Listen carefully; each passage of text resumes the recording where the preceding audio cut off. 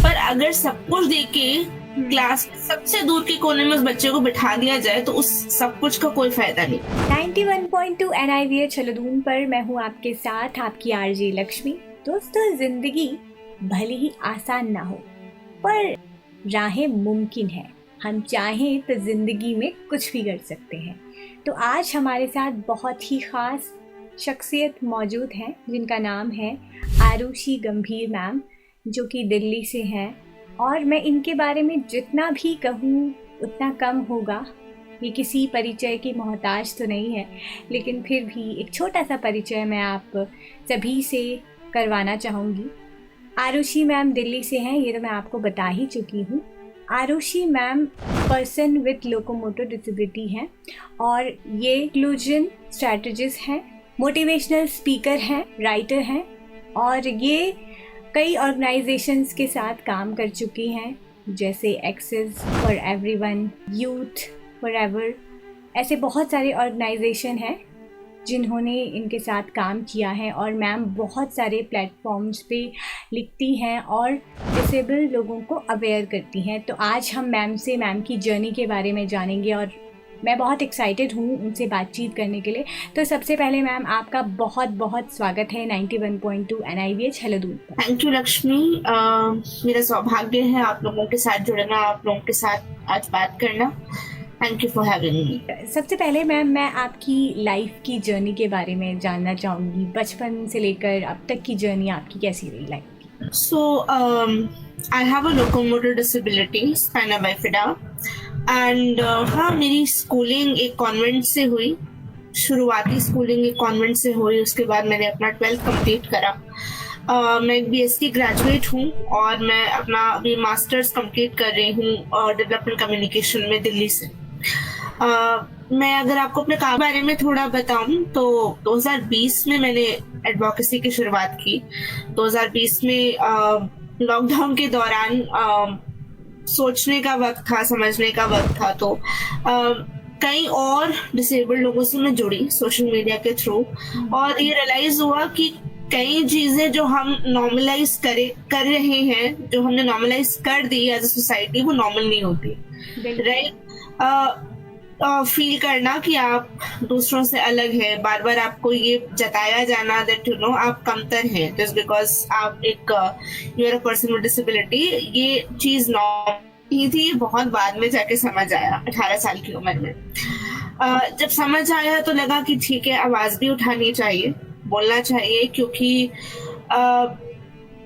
मैं खुद को कुछ उन खुशकिस्मत लोगों में से मानती हूँ जिनके पास जरिया था, आवाज उठाने का जरिया था, अपनी बात रखने का।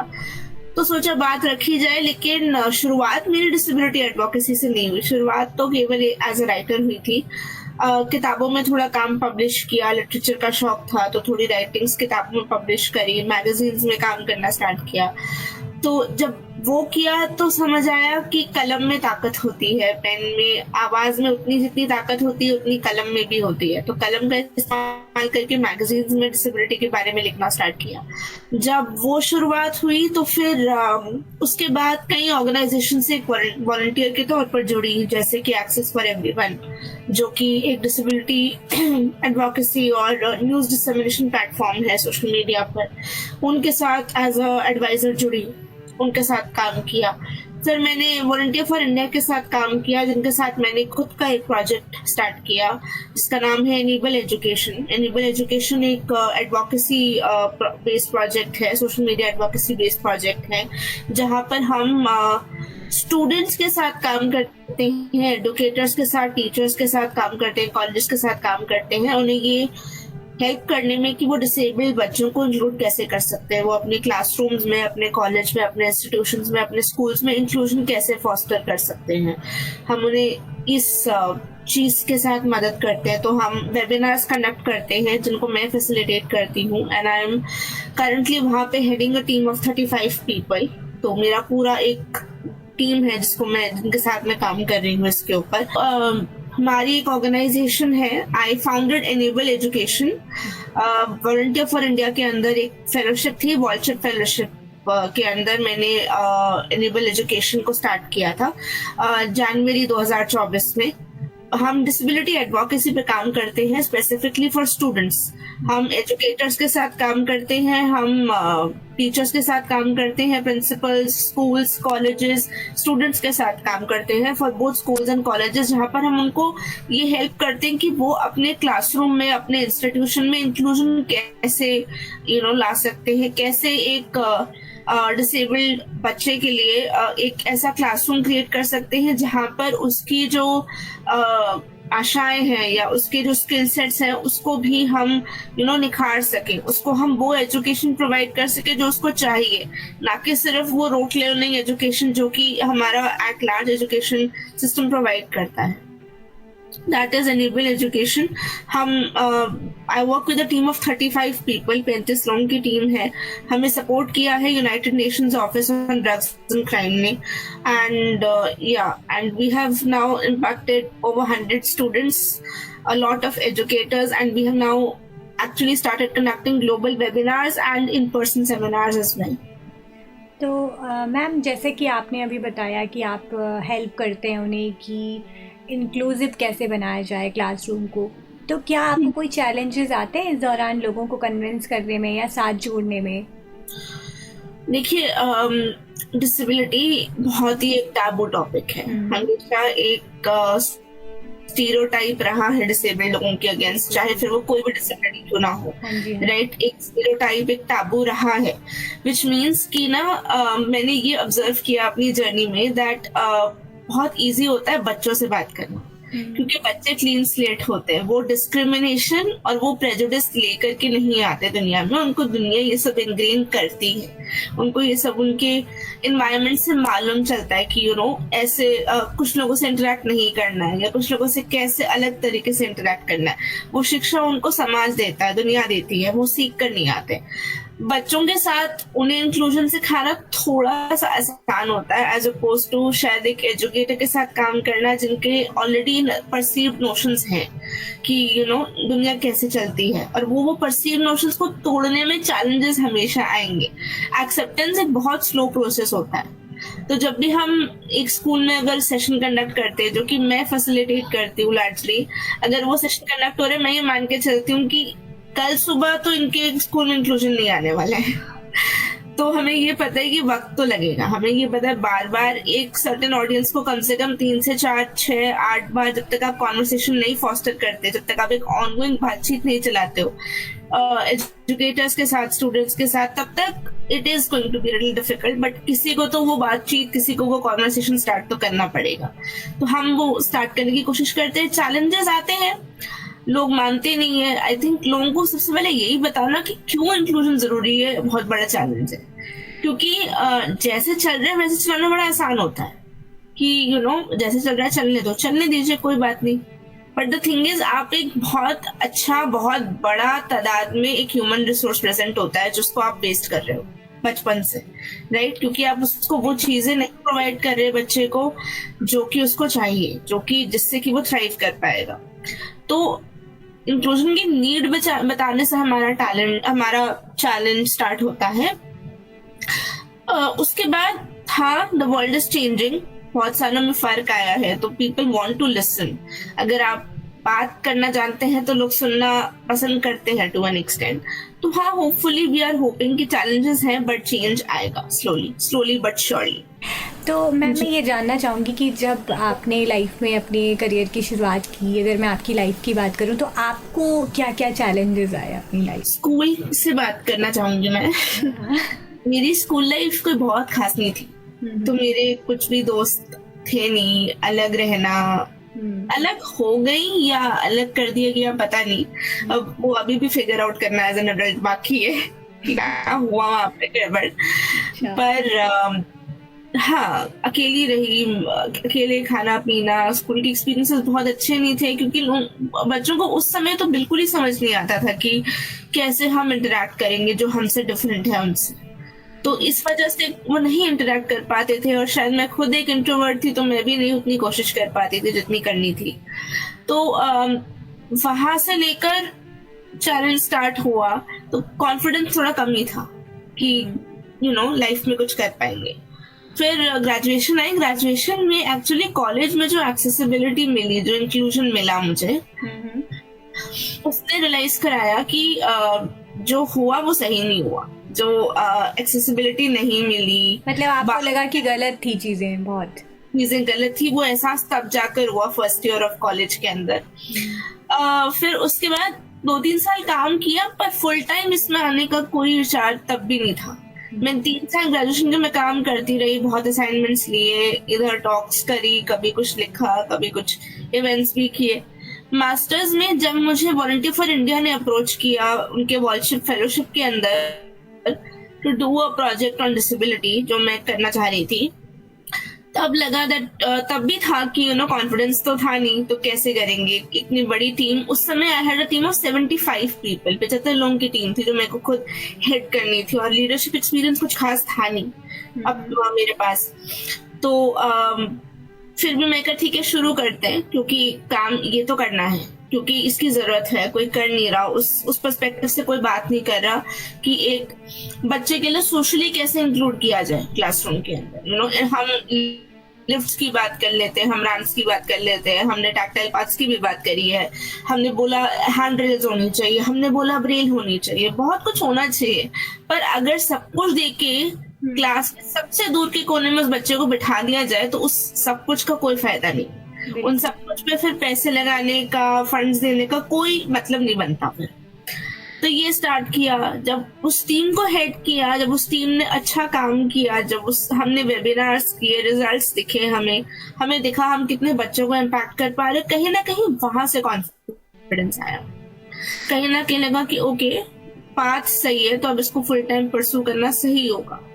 चैलेंजेस तब भी थे कि टीम के साथ तो खैर अपने एडमिनिस्ट्रेटिव चैलेंजेस रहे हैं, वॉलंटियर बेस्ड टीम है, टीम चेंज होती रहती है, एवर डायनामिक टीम है, तो उसे कैसे हम लीड करेंगे, उसके चैलेंजेस थे। Aside from that I feel like initially एक फेज था जब कोई सुनना नहीं चाहता था, जब समझ में नहीं आता था कि वेबिनार के लिए अप्रोच कैसे किया जाए, कैसे लोग ऑन बोर्ड किए जाए। पर फिर हिट एंड ट्रायल्स होते हैं, सबकी अपनी सीखने की जर्नी होती है, उस जर्नी के दौरान ही सीखा और किया फिर, और आज यहाँ पे है, थैंकफुली। क्या बात है मैम, आप मतलब अभी लग रहा है आपको सुन के कि इतना कॉन्फिडेंस है आपने।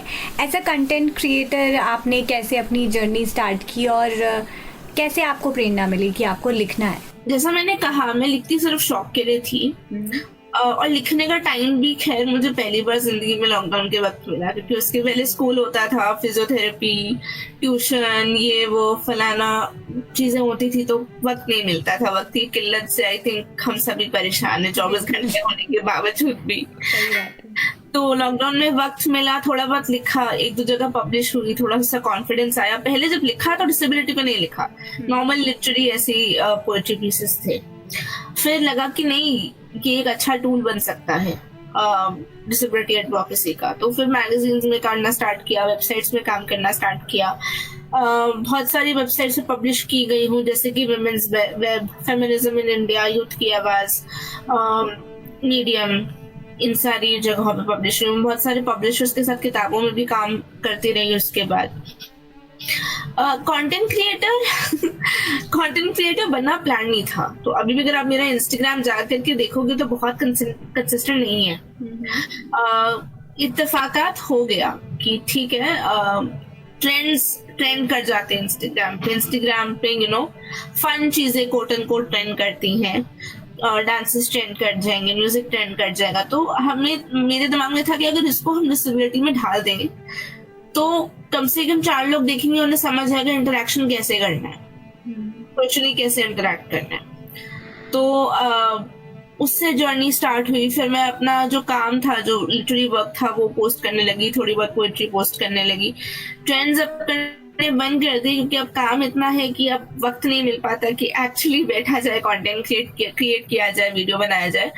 बट हाँ, अभी भी मैं जितना हो सके एक्टिव रहती हूँ। कुछ नहीं तो जो फेलो डिसेबिलिटी एक्टिविस्ट है सोशल मीडिया पे, उनका काम शेयर करना, वो भी एक चीज है जो मुझे बहुत ज्यादा खुद भी मोटिवेट करती है। क्या बात है। तो जैसा कि आपने बताया कि कंटेंट क्रिएटर आपको बनना नहीं था, तो बनना क्या था आपको, ये थोड़ा यूनिक सवाल है मुझे लगता है। बनना क्या था, मैं जैसे कि मैंने पहले भी कहा, मैं खुद भी अभी स्टूडेंट हूँ, मास्टर्स कर रही हूँ। बनना क्या है लक्ष्मी, आई बी वेरी ऑनेस्ट, अभी नहीं पता। अच्छा, प्लानिंग नहीं किया आपने? प्लान की है, पर मैं थोड़े प्लान्स कम बताती हूँ जब तक कि वो फ्रूट पे नहीं आ जाते। तो सीक्रेट है अभी, मतलब हम ये मान सकते हैं कि जब हमें नेक्स्ट इंटरव्यू लेने का मौका मिलेगा तो उसमें वो सस्पेंस खुलेगा, होपफुली।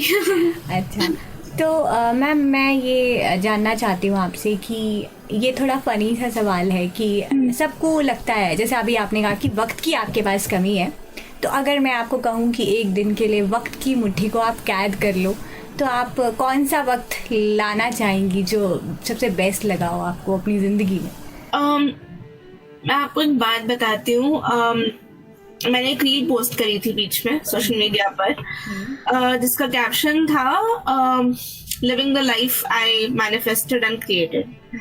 मैं अपने करंट में जीना चाहती हूँ, मुझे मेरे करंट में जीना है, क्योंकि ये जो आज हो रहा है टचवुड, ये मैंने इसके लिए पिछले 3-4 साल में जी तोड़ मेहनत करी है। इसी मकाम को हासिल करने के लिए आज यहाँ जो भी हूँ, थोड़ा बहुत जो भी किया है, इसी को हासिल करने के लिए बहुत मेहनत करी है। ये थी जो ख्वाबों की दुनिया 13 साल के आरुषि ने शायद संजोई थी, ये वो है आज जो हो रहा है। तो मुझे मेरे आज में ही जीना है फिलहाल। बिल्कुल, मुझे लगता है आज में ही जीना चाहिए हम सबको। और अगर आपको एक सुपर पावर मिल जाए तो क्या यूज़ करेंगी आप उसका? मुझे अगर कोई सुपर पावर मिल जाए तो मैं एक ऐसी दुनिया क्रिएट करूंगी जहाँ पर व्हीलचेयर्स हर जगह से निकल जाए। I want to create that world. Okay, तो ये बहुत बड़ी बात है। मुझे लगता है हर कोई अपने बारे में सोचता है, बट आप दूसरों के बारे में सोचती हैं, ये बहुत बड़ी बात है मैम। मैम आप मुझे ये बताएं कि आपके गोल्स, तो आपने कहा कि अभी आपने कुछ प्लान नहीं किया है, फिर भी कोई गोल्स तो होंगे आपके जो आप अभी डिसाइड कर रही होंगी। गोल ये है फिलहाल, अगले कुछ सालों में आई थिंक एक कांस्टेंट रहेगा मेरी जिंदगी में। इनेबल एजुकेशन जो मेरा प्रोजेक्ट है, उसकी टैगलाइन है making every Indian classroom inclusive, and that's what I want to see. कि इनेबल एजुकेशन के थ्रू हम इंडियन क्लासरूम्स में एक्चुअल इंक्लूजन ला पाए। क्योंकि एक कहावत मैंने कहीं सुनी थी बहुत पुरानी, किसी का शायद इंटरव्यू था if I am not wrong, जहाँ पे वो कह रहे थे कि अगर एक सड़क पे केले का छिलका गिरा हो तो वो केले का छिलका उठाने के लिए कोई ब्यूरोक्रेट, कोई सरकार नहीं आती। वो केले का छिलका उठाना एक फेलो सिटीजन का काम होता है, राइट? इंक्लूजन फेलो सिटीजन का काम है मोर देन एनीथिंग एल्स। मेरा एक खासा बिलीफ है कि अगर 4 लोग एक दुकानदार को जाकर बोले जनाब आपके दुकान के नीचे रैंप क्यों नहीं है, व्हीलचेयर यूजर कैसे अंदर आएगा, तो वो तीसरे दिन चौथे दिन जाके कभी ना कभी तो रैंप इंस्टॉल करेगा, क्योंकि पब्लिक का प्रेशर है उसके ऊपर, राइट? उसको 4 लोगों ने एहसास दिलाया है कि एक और जनता है जिसको आप जो है कम्प्लीटली इग्नोर कर रहे हो, और एक और जनता है जिसका बिजनेस आपको नहीं मिल रहा, राइट? तो वो रियलाइजेशन मुझे लाना है एजुकेटर्स में, फेलो स्टूडेंट्स में, कि आपको जाकर इंक्लूजन के लिए एडवोकेट करना पड़ेगा। आपको देखना होगा कि आपके जो क्लासमेट हैं जिन्हें कोई भी विजिबल या फिर इनविजिबल डिसेबिलिटी है, उनके साथ क्या बर्ताव हो रहा है, उन्हें सच में इंक्लूजन दिया जा रहा है या सिर्फ एक्सेसिबिलिटी थोड़ी सी देकर हम उन्हें एक कोने में बिठा कर बोलते हैं कि हम इंक्लूसिव हैं। बिल्कुल मैम, आपने जो सोचा है वो ज़रूर पूरा होगा और मुझे पूरी उम्मीद है। मैम, इंक्लूजन के अलावा आपके हिसाब से सोसाइटी में क्या चेंजेस आने चाहिए डिसेबल्ड लोगों के लिए? चीज होती है जिसमें मैं खुद अपना मास्टर्स कर रही हूँ, तो मेरे डेजर्टेशन का कुछ मिलता जुलता ये टॉपिक है, people with disabilities as parliamentarians, right? Disabled लोगों का पॉलिटिकल रिप्रेजेंटेशन अभी हमारी कंट्री में बहुत कम है। ओके, रहा है on end of, nobody is saying कि नहीं रहा है, पर एडिक्वेट नहीं रहा, यू नो। कम्युनिटी की आवाज उसके जो गवर्नमेंट होती है तब वहां तक तभी जाती है जब उस गवर्नमेंट को ये बताने वाला कोई हो कि अच्छा ये कम्युनिटी की भी ये तकलीफें हैं, इनको भी रेक्टिफाई करना पड़ेगा, राइट। मार्जिनलाइज्ड कम्युनिटीज के साथ इशू ये है कि हमारी रिप्रेजेंटेशन नहीं होती है पार्लियामेंट, तो हमारे इश्यूज पता नहीं लगते। जैसे इलेक्टोरल पॉलिटिक्स है, अगर इलेक्शंस हैं, एक्सेसिबल इलेक्शंस की बहुत बात की गई है, बहुत हद तक अब इलेक्शंस एक्सेसिबल हो गए हैं, राइट। एटलीस्ट सिटीज में कुछ हद तक हुए हैं, शायद पूरे तरीके से अभी भी ना हुए हो, बट सिटीज में कुछ हद तक हुआ है। क्यों हुआ है? क्योंकि किसी ने एडवोकेट किया इसके लिए, किसी ने बोला है, किसी ने आवाज उठाई है, किसी ने प्रेशर डाला है। तो पॉलिटिकल रिप्रेजेंटेशन आना चाहिए, बहुत ज्यादा इम्पोर्टेंट है। दूसरा ये एम्प्लॉयमेंट अपॉर्चुनिटीज गवर्नमेंट में है, प्राइवेट में आनी चाहिए। गवर्नमेंट में तादाद जो है, रिजर्वेशन जो है, नंबर जो है बढ़ना चाहिए। And not just employment opportunities की, again opportunities for the community. जो इशू है वो ये है, अगर हम अपॉर्चुनिटी देते हैं, हम एजुकेशन भी देते हैं, लेकिन हम उसको दे के हम भूल जाते हैं। हम ये नहीं सोचते कि रीजनेबल अकोमोडेशन उस बंदे को क्या चाहिए। जैसे मान लीजिए एक स्टूडेंट विद विजुअल इम्पेयरमेंट है, अगर मैं गलत एग्जांपल दे रही हूँ तो मुझे करेक्ट कर देना, बिकॉज मुझे शायद ज्यादा आइडिया ना हो, लेकिन उसको क्लासरूम में बिठा दिया। क्लासरूम में बिठाना इज नॉट इंक्लूजन। अगर आप उससे नई किताबें देना भूल गए तो आप इंक्लूजन नहीं दे रहे, आप टोकनिस्टिक चीज दे रहे हो जिसका उससे तो उसको कोई फायदा नहीं होने वाला है। ओके, तो that is what needs to change, that is what needs to be rectified. तो हमें अभी भी बहुत सारे चेंजेस की ज़रूरत है, और जो भी चीज़ें हैं वो प्रोवाइड की जानी चाहिए। ये बिल्कुल मैं आपकी इस बात से अग्री करती हूँ। मैम, आप जैसे बहुत सारे ऑर्गेनाइजेशंस के साथ काम कर रही हैं और आपने बहुत कुछ लिखा भी है लोगों के लिए, तो जब आप लिखती हैं या जब आपने स्टार्ट किया, तो क्या कभी ऐसा हुआ कि किसी ने आपको कहा हो कि ऐसा क्यों लिख दिया? कभी ऐसा सामना करना पड़ा आपको? फनी स्टोरी है थोड़ी सी। मैं किसी से बात कर रही थी जिनको मेरी ही डिसेबिलिटी है, मतलब उनको भी स्पाइना बाइफिडा था। तो उन्होंने कुछ, मतलब क्या था क्या नहीं, मैं डिटेल्स में नहीं जाऊंगी, बट उन्होंने कुछ कहा जिससे कि मुझे एक पीस लिखने का आइडिया आया। और मैं 10th में थी उस दौरान, आई वॉज वेरी यंग, और मैंने अपना इंस्टाग्राम अनप्राइवेट किया हुआ था कि मैं लिख के पोस्ट करना चाहती थी इंस्टाग्राम पर। उसके पहले अकाउंट प्राइवेट था, ऐसे जस्ट फॉर फन था। उसके बाद I wanted to write and post, and उन्होंने वो पोस्ट देख लिया। I don't know, he thought कि मैंने उनकी बात का जो है गलत मतलब निकाल के लिखा है। मैंने कुछ बुरा नहीं लिखा था, पॉजिटिव चीज लिखी थी। But he got very angry at me, और वो कमेंट सेक्शन में बहुत बड़ा इशू बन गया था। एंड क्योंकि 16 साल की उम्र में बहुत ज्यादा नाइव थी, बहुत ज्यादा बेवकूफ किस्म की, ज्यादा कुछ खास पता नहीं था, तो मैंने वो पोस्ट डिलीट करी और मैंने अकाउंट कर दिया। उसके बाद मैंने फॉर 2-3 years इनफैक्ट मैंने पोस्ट नहीं करा ऑन इंस्टाग्राम। स्टोरीज पे भी मैं पोस्ट नहीं करती थी डर के मारे, हालांकि प्राइवेट अकाउंट था, पर फिर भी। तो ये हुआ है, दिस हैज हैपेंड। तो ये आपकी लाइफ का फनी किस्सा था, मतलब लिखने को लेकर, और गड़बड़ हो गई, आपने लिखा कुछ और समझ जाओ कुछ और गया। जी, लुक्स लाइक। मैम, आप कभी कभी हमारी लाइफ में होता है ऐसा कि जब हम कोई काम करते हैं तो हम गिव अप कर जाते हैं, या ऐसा लगता है कि थक गए हैं हम, अब कैसे होगा ना।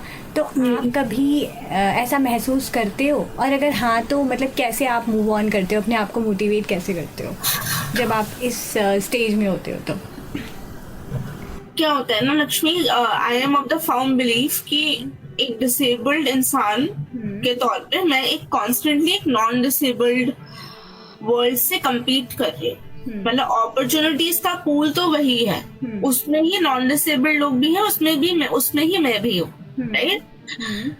क्योंकि हर जगह रिजर्वेशन काम आए, या हर जगह मैं उस पर बैंक आउट नहीं कर सकती, क्योंकि तादाद चीजों की कम होती है, राइट। तो मेहनत तो करनी पड़ती है। और मैं कुछ 3-4 साल से बहुत मल्टीपल चीजों में एक टाइम में इन्वॉल्व रही हूँ। काम भी करना है और इनेबल के साथ भी काम किया है, ऑर्गेनाइजेशनल वर्क भी उठा लिया, राइटिंग असाइनमेंट्स भी उठा ली, उसके बाद school college is full time, सुबह 10 बजे से शाम को 6-7 बजे तक वापस आना। तो बर्नआउट इज रियल, होता है कि बस अब हो गया, थक गए। फिर वो बॉडी का साइन होता है कि भाई you need to recuperate and restart. तो ये होता है कि ठीक है, फॉर 24 आवर्स काम बंद, लैपटॉप नहीं खुलेगा चाहे कितना भी कुछ हो जाए। वो अलग बात है कि तब भी खोलना पड़ता है, बिकॉज कॉलेज का काम रुकना नहीं चाहिए, असाइनमेंट्स नहीं रुकनी चाहिए, because I am from a media institute and enable education का काम नहीं रुक सकता because we are regular social media based initiative. That is a different story. But फिर ये होता है कि कुछ घंटे तो बंद करके कुछ डिकम्प्रेस करना ही पड़ेगा। तो you have to recharge, rest and recuperate, क्योंकि ये केवल इस दुनिया से आप कंप्लीट नहीं कर सकते। जितना एनर्जी लेवल एक नॉन डिसेबल्ड इंसान का होगा उससे कम थोड़ा फर्क तो मेरे और उनके एनर्जी लेवल्स में होगा ही होगा।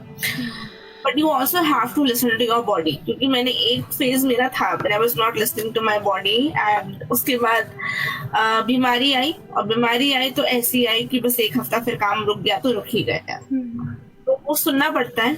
और जहाँ बात रही खुद को मोटिवेट करने की, तो गाने सुनना या फिर कुछ पढ़ना, या फिर एक चीज जो मुझे हमेशा इंस्पायर करती आई है, हमेशा मेरा फ्यूल रही है, मेरा गाइडिंग फोर्स रही है, फेलो डिसेबल्ड एक्टिविस्ट का काम।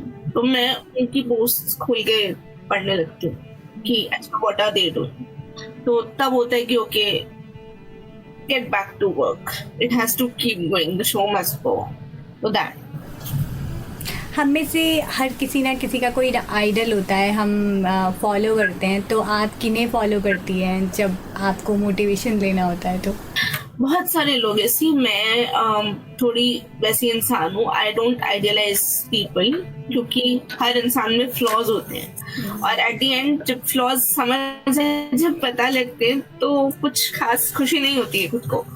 तो मैं आइडियलाइज नहीं करती लोगों को, लेकिन जिनसे मुझे 4 चीजें सीखने को मिलती है, मैं I take that in, I pull that in, and yes, that's where I find my motivation. There is no particular person, there are many people. तो आप बहुत सारे लोगों से कुछ ना कुछ सीखती हैं हर रोज।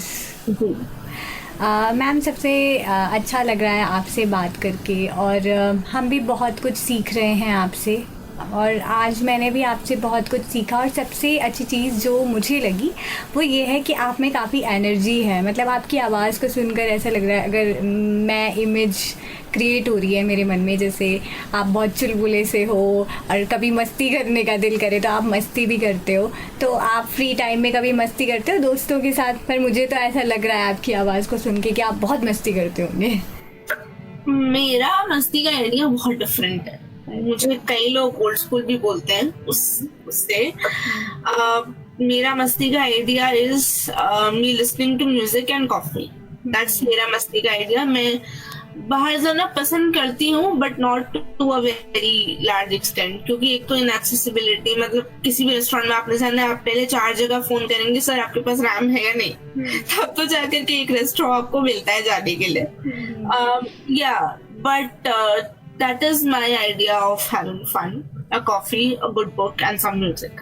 And as for friends, बहुत बात होती है।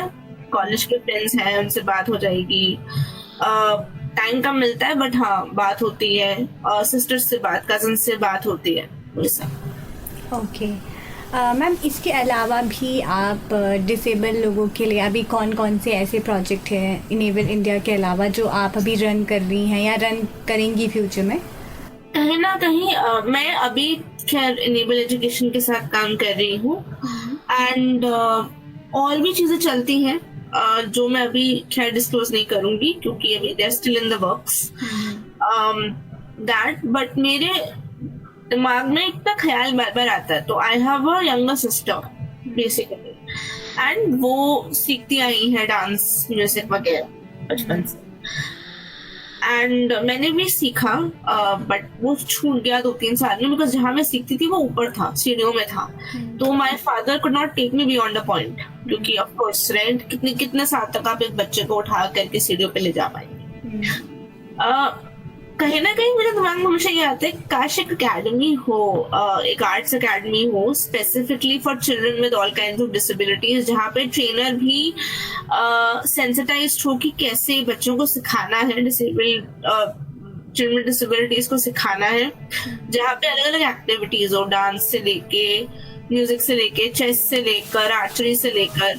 हमने पैरालंपिक्स में देखा लास्ट ईयर कितने मेडल्स आए हैं, I think 29 medals if I am not wrong, I could be, but या lot of medals India got for Paralympics.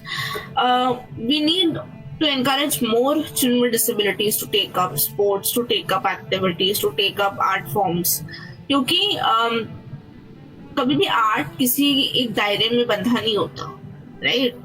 Art is not for just a certain kind of people. जैसे writing है for example, right? लिखना चाहे आप भी लिख सकती हैं, मैं भी लिख सकती हूँ, किसी तीसरा जो बच्चा है विद डिसेबिलिटी उसको भी हक है लिखने का, खुद को एक्सप्रेस करने का, राइट? तो वो सिखाना, वो तालीम पे हर बच्चे का हक होना चाहिए, और अभी नहीं, अभी हर बच्चे को एक्सेस नहीं है, अभी बहुत एक्सेस देना बाकी है। इस कंट्री से पैरालंपियंस निकलते हैं, इसका ये मतलब नहीं है कि सबको एक्सेस है, वो एक्सेस अभी भी कम लोगों को है और उनको देना बाकी है। बिल्कुल मैम, आर्ट होती है तो मुझे नहीं लगता कि इसको हमें किसी भी डिसेबिलिटी से जोड़ना चाहिए। ये मेरा आखिरी सवाल है आपसे कि आप अपनी लाइफ का ऐसा कौन सा सपना है जो पूरा करना चाहेंगी? मैं शायद इस इंटरव्यू में बहुत ज्यादा प्रीची साउंड करने वाली हूँ, but I don't have that intention. मैंने ये बहुत टाइम से नोटिस करती आ रही हूँ, specially after I started pursuing my higher education, grade and post grade की ना, फॉर पीपल विद डिसेबिलिटीज ना, the idea of dependence is very normalised in India. अच्छा, अगर एक बच्चा जो है, अगर उसे इधर से उधर जाने में हेल्प की जरूरत है तो उसमें क्या बुरा है? कुछ बुरा नहीं है। मैं ये नहीं कहती कि हेल्प लेने में कुछ गलत है, मैं ये कह रही हूँ कि अगर जरिया है उसे इंडिपेंडेंट बनाने का तो हम क्यों नहीं बना रहे? बिल्कुल, राइट? हम फोकस करते आए हैं क्योर करने में कि बच्चा ठीक हो जाए, किसी तरह क्योर करने में, कोट एंड कोट ठीक हो जाए बच्चा किसी तरीके से, राइट? उसके बदले में अगर हम ये फोकस कर लेंगे जो वो कर सकता है वो और बेहतर कैसे करे, या वो अपना खुद का काम और बेहतर और कंड्यूसिव तरीके से कैसे कर सकता है, तो that will be better, right? जहाँ तक ख्वाब है, मुझे कहीं ना कहीं बहुत सुनने को मिलता है कि नहीं, यू नो, आपके पेरेंट्स तो अच्छा करते हैं एंड अच्छा कमाते हैं तो आपको तो कोई दिक्कत ही नहीं है। क्यों नहीं है? मुझे क्यों राइट नहीं है फाइनेंशियल इंडिपेंडेंस का? जो ख्वाब है वो ये है कि फाइनेंशियल इमोशनली इंडिपेंडेंट होना है at the end of it, and I think every disabled person should have the right to aim for that and should have the space to dream of that. सबसे पहले तो ma'am आपको बहुत बहुत thank you कि आपने हमें अपना टाइम दिया। वाकई आपने जितनी भी चीज़ें हमें बताई हैं इंक्लूजन के बारे में, और जो आप कर रही हैं, और डिफरेंटली एबल लोगों को कैसे एक्सेसिबिलिटी प्रोवाइड करवानी चाहिए हमें, ये सारी चीज़ें हमने आज जानी हैं आपसे। तो मुझे बहुत ही अच्छा लग रहा है, आपसे बात करके अच्छा लगा, और जितने भी हमारे लिसनर्स हैं उन्हें भी बहुत अच्छा लगा होगा।